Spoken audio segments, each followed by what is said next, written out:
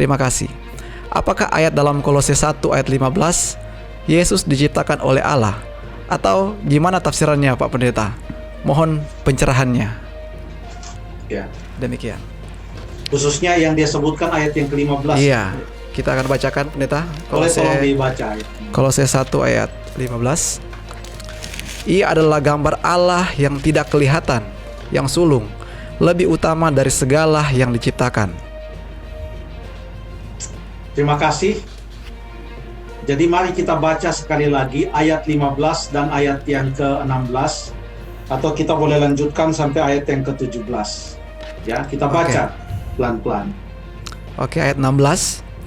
Karena di dalam Dialah telah diciptakan segala sesuatu, yang ada di sorga dan yang ada di bumi, yang kelihatan dan yang tidak kelihatan, baik singgasana maupun kerajaan, baik pemerintah maupun penguasa. Segala sesuatu diciptakan oleh Dia dan untuk Dia. Ia ada terlebih dahulu dari segala sesuatu, dan segala sesuatu ada dalam Dia. Terima kasih. Dari 3 ayat ini, Kolose 1 ayat yang ke-15, 16, dan 17, kita perhatikan satu kata kuncinya. Kata kuncinya adalah kata yang pertama di ayat yang ke-16. Apa itu, Jeff? Kata pertama ayat 16. Karena. Karena. Iya. Ini kata kuncinya. Jadi sekarang kita baca ayat yang ke-15. Ia adalah gambar Allah yang tidak kelihatan, yang sulung, lebih utama dari segala yang diciptakan. Mengapa ia dikatakan lebih utama dari yang diciptakan? Apakah artinya dia diciptakan? Jadi kalau kita bertanya mengapa Yesus dikatakan lebih utama dari segala yang diciptakan, jawabannya untuk pertanyaan mengapa ia dikatakan demikian, jawabannya adalah ayat 16. Karena yang pertama, di dalam Dialah telah diciptakan segala sesuatu. Mengapa Tuhan Yesus dikatakan lebih utama dari segala yang diciptakan? Karena nomor 1, di dalam Dialah telah diciptakan segala sesuatu yang ada di sorga dan yang ada di bumi, yang kelihatan dan yang tidak kelihatan, baik pemerintah maupun penguasa. Lalu kemudian yang kedua, segala sesuatu diciptakan oleh Dia dan untuk Dia. Jadi ayat 16 menjawab ayat yang ke-15.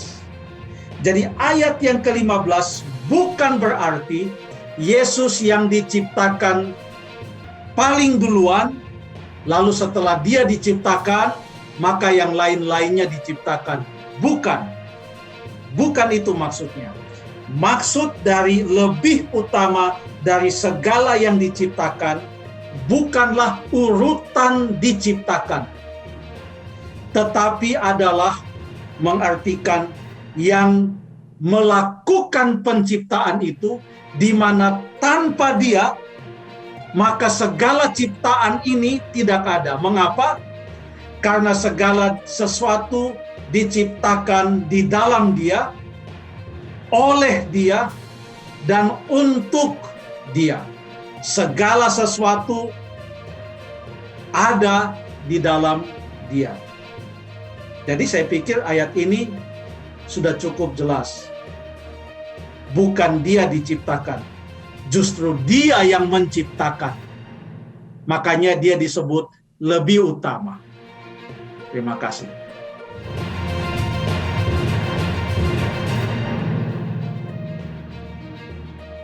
Apa yang dimaksud Yesus dalam Matius 24 ayat 28, di mana ada bangkai di sana, burung najar berkerumun. Bangkai melambangkan siapa dan burung najar lambang apa? Kita baca dulu ya pendeta ya, Matius. Ya, silakan dibaca. Matius 24. ayat 28 ya. Ya, Matius 24 ayat 28. Di mana ada bangkai, di situ burung nazar berkerumun. Silakan pendeta. Terima kasih. Ini ayat disebutkan dalam kerangka khotbah Tuhan Yesus tentang akhir zaman, dan bukan hanya tentang akhir zaman, tetapi khotbah Tuhan Yesus sehubungan dengan kebinasaan Yerusalem. Kita baca ayat yang pertama dan ayat yang kedua. Sesudah itu Yesus keluar dari bait Allah lalu pergi, maka datanglah murid-muridnya dan menunjuk kepada bangunan-bangunan bait Allah. Ia berkata kepada mereka, "Kamu melihat semuanya itu, aku berkata kepadamu, sesungguhnya tidak satu batu pun di sini akan dibiarkan terletak di atas batu yang lain. Semuanya akan diruntuhkan." Berbicara tentang keruntuhan Yerusalem, kehancuran bait suci Allah. Tetapi ia juga berbicara tentang akhir zaman, tentang kedatangannya.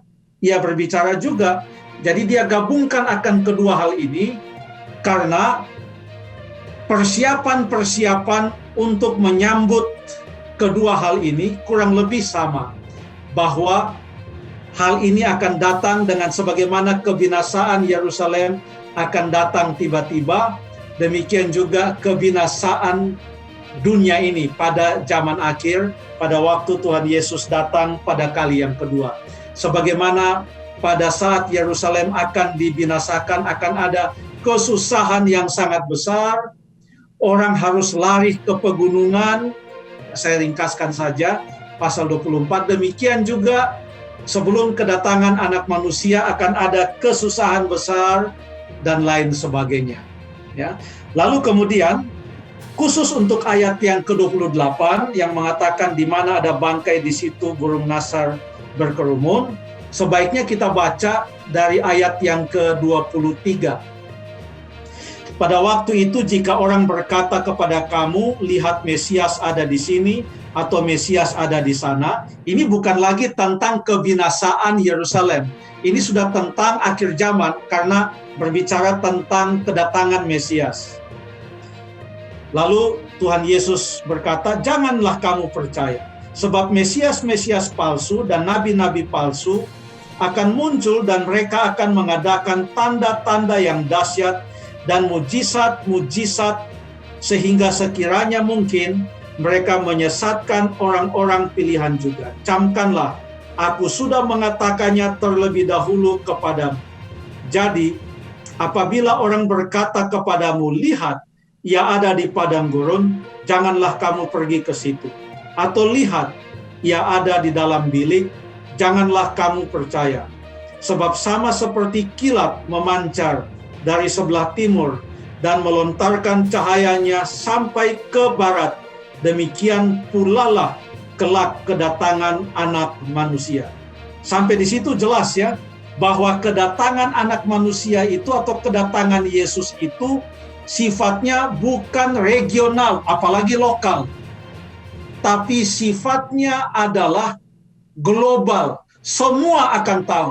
Tidak akan ada, oh dia datang di negara ini, dia datang di padang gurun, dia ada dalam bangunan gereja ini, dan lain sebagainya. Alkitab tidak mengajarkan demikian. Kedatangannya itu semua orang akan mengetahui. Semua orang akan mengetahui. Nah, ayat 28 ada di dalam konteks ini, yang mengatakan di mana ada bangkai, di situ burung nazar berkerumun.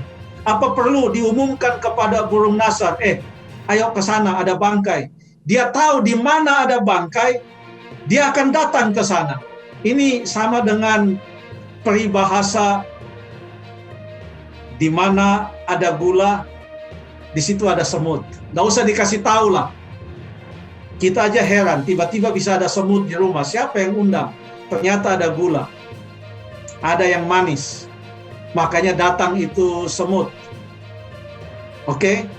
Nah, ayat ini berbicara tentang di mana ada bangkai. Kenapa menggunakan kata bangkai? Bangkai artinya mayat.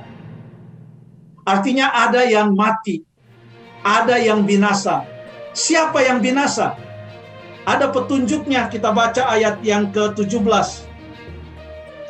Orang yang sedang di peranginan di atas rumah, janganlah ia turun untuk mengambil barang-barang dari rumahnya.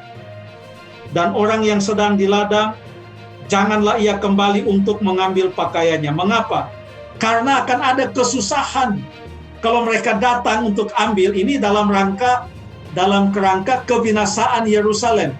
Ya. Lalu kemudian dikatakan dalam ayat yang ke-19, celakalah ibu-ibu yang sedang hamil atau yang menyusukan bayi pada masa itu. Lalu Yesus gabung ini dengan keadaan nanti menjelang kedatangannya yang kedua kali. Jadi dia pindah-pindah kebinasaan Yerusalem, dia kaitkan lagi dengan kedatangannya yang kedua kali. Ayat yang ke-21. Sebab pada masa itu akan terjadi siksaan yang dahsyat seperti yang belum pernah terjadi sejak awal dunia sampai sekarang dan tidak akan terjadi lagi. Dan sekiranya waktunya tidak dipersingkat, maka segala yang hidup tidak akan ada yang selamat. Akan tetapi karena orang-orang pilihan, waktu itu akan dipersingkat. Jadi ada kesukaran besar. Jadi kalau ayat 28 berkata, di mana ada bangkai, di situ burung nasar berkerumun, kita tidak heran. Karena dalam konteks kebinasaan Yerusalem, dan itu betul-betul terjadi, kurang lebih pada tahun 70, di mana jenderal orang Roma itu mengepung Yerusalem, dan bait suci itu dihancurkan. Banyak sekali ribuan orang yang mati pada saat itu. Dan kalau sudah banyak orang yang mati, burung-burung nasar ini adalah sebenarnya burung-burung bangkai ini. Tahu mereka kemana mereka akan datang. Mengapa? Karena itu adalah peristiwa besar yang tidak mungkin tidak ada orang yang tahu pada saat itu di Yerusalem. Demikian juga dengan kedatangan Tuhan Yesus yang kedua kali. Peristiwa yang sangat besar. Tidak ada yang tidak akan tahu pada saat hal itu terjadi. Pertanyaannya tadi, bangkai melambangkan apa? Burung nasar melambangkan apa? Tadi kita baca dari ayat yang ke-23, jika orang berkata, lihat Mesias ada di sini. Mesias di sini ya Mesias, bukan melambangkan siapa-siapa. Inilah Tuhan Yesus. Lalu kemudian nabi-nabi palsu. Siapa mereka? Ya nabi-nabi palsu. Lalu kemudian mengadakan tanda-tanda yang dahsyat dan mujizat-mujizat. Apakah mujizat ini masih melambangkan apa? Enggak. Ini mujizat-mujizat dalam arti yang sebenarnya. Lalu kemudian kalau ada yang berkata, lihat dia ada di padang gurun. Apakah padang gurun ini menggambarkan sesuatu apa? Tidak. Karena ini bukan lagi berbicara seperti dalam kitab Wahyu. Sifatnya betul-betul adalah nubuatan yang bukan lagi melambangkan apa. Dengan demikian, di ayat yang ke-27 juga dikatakan, demikianlah pula kedatangan anak manusia. Kedatangan anak manusia itu apa? Ya kedatangan Yesus, kedatangan anak manusia, bukan melambangkan apa lagi. Dengan demikian ayat yang ke-28, apakah bangkai itu melambangkan apa? Apakah mungkin ada gereja yang sudah mati rohaninya dan lain? Bukan itu. Bangkai ya bangkai, burung nasar ya burung nasar. Tetapi sifat dari pernyataan ini adalah di mana ada bangkai, burung nasar pasti datang, artinya suatu peristiwa yang tidak mungkin tidak diketahui. Baik itu pada waktu kebinasaan Yerusalem, semua orang tahu waktu itu, maupun yang akan terjadi nanti, kedatangan Tuhan Yesus yang kedua kali, semua orang akan mengetahuinya. Terima kasih.